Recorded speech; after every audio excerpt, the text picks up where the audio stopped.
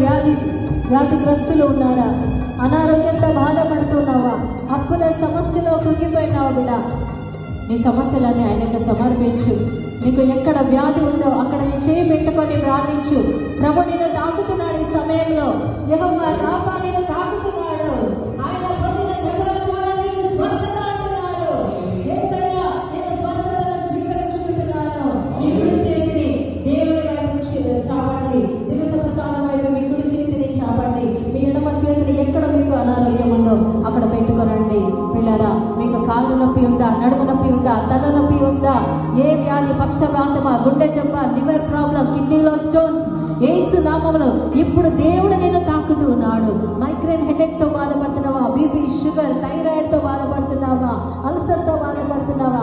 సంతానం లేకుండా ఉన్నావా బిడ్డ?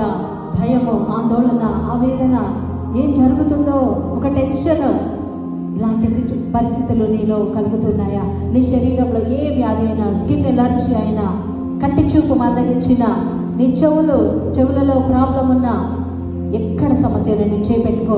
ఇదిగో దివ్య సంప్రసాదంలో ఉన్న ఆ కరుణామయుడు నిన్ను తాకుతున్నాడు.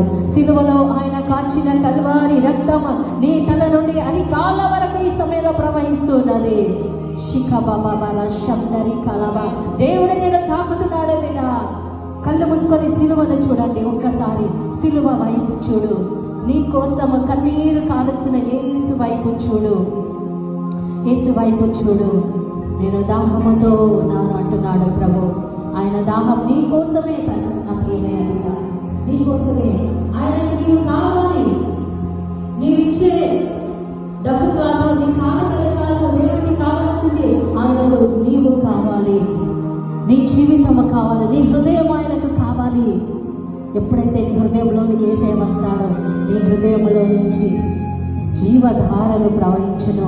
నీ శరీరంలోనికి ఆయన జీవము ప్రవహించును. నీకు స్వస్థత కలుగును బిడ్డ.